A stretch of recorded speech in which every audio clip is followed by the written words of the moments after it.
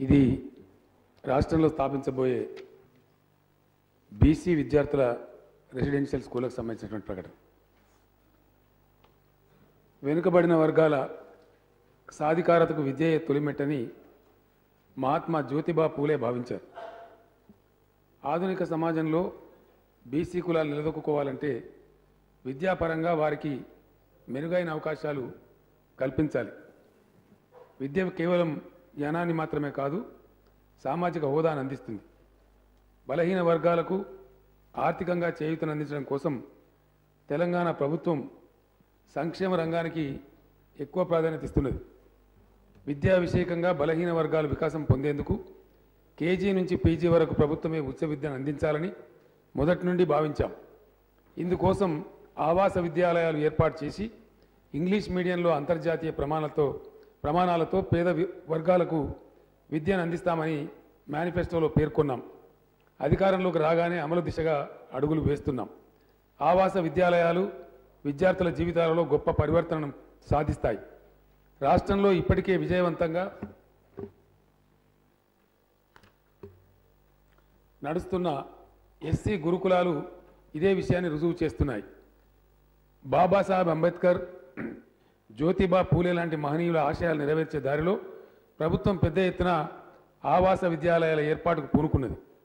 అంబేద్కర్ మహాశయుని 125వ జయంతి సందర్భాన్ని పురస్కరించుకొని ఎస్సీల కోసం 125, ఎస్టీలకు 51 రెసిడెన్షియల్ పాఠశాలలు మంజూరు చేస్తూ ప్రభుత్వం చారిత్రాత్మక నిర్ణయం తీసుకున్నది.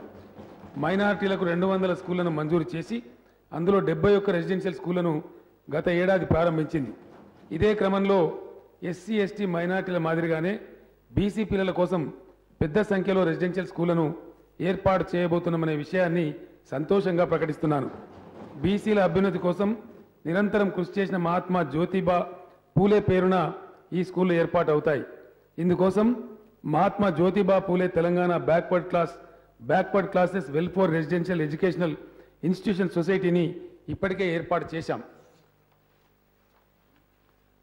వచ్చే విద్యా సంవత్సరం నుంచి ప్రతి అసెంబ్లీ నియోజకవర్గానికి ఒకటి చొప్పున రాష్ట్ర వ్యాప్తంగా 119 బీసీ రెసిడెన్షియల్ పాఠశాలలు ఏర్పాటు చేయబోతున్నాం. ఈ పాఠశాలల్లో 76,160 మంది విద్యార్థులు మంచి విద్యను పొందగలుగుతారు. బీసీ రెసిడెన్షియల్ స్కూళ్లలో 5వ తరగతి నుంచి ఇంటర్మీడియట్ వరకు ఇంగ్లీష్ మీడియంలో అత్యున్నత ప్రమాణాలతో కూడిన విద్యాబోధన జరుగుతుంది. వీరికి తగిన మౌలిక వసతులు, మంచి పోషకాహారం, పాఠ్యపుస్తకాలు, యూనిఫామ్ తదితర సదుపాయాలు అందించేందుకు ప్రతి విద్యార్థి మీద ₹1,05,000 నుంచి ₹1,05,000 నుంచి ₹1,25,000 వరకు ఖర్చు అవుతుంది. ధనవంతుల పిల్లలు కార్పొరేట్ విద్యాసంస్థలో పొందే విద్య కన్నా మెరుగైన విద్యను ఈ రెసిడెన్షియల్ స్కూళ్ల ద్వారా బీసీ కులాల పిల్లలు పొందుతారు. స్వాతంత్రం వచ్చిన తర్వాత దేశంలో ఏ రాష్ట్రము బలహీన వర్గాల కోసం ఇంత పెద్ద సంఖ్యలో గురుకుల విద్యాలయాలు నెలకొల్పలేదు. చరిత్రలో మొదటిసారిగా తెలంగాణ ప్రభుత్వం చేస్తున్న ఈ ప్రయత్నం వెనుకబడిన కులాల విద్యార్థుల అభివృద్ధికి బలమైన పునాది వేస్తుంది. వెనుకబడిన వర్గాలకు విద్య ద్వారా విజ్ఞానం ద్వారా విలువల ద్వారా అభివృద్ధి ద్వారా సంపద పొందినప్పుడే దేశం నిజమైన పురోగతిని సాధిస్తుందని పూలే మహాశయుడు అభిప్రాయపడ్డారు.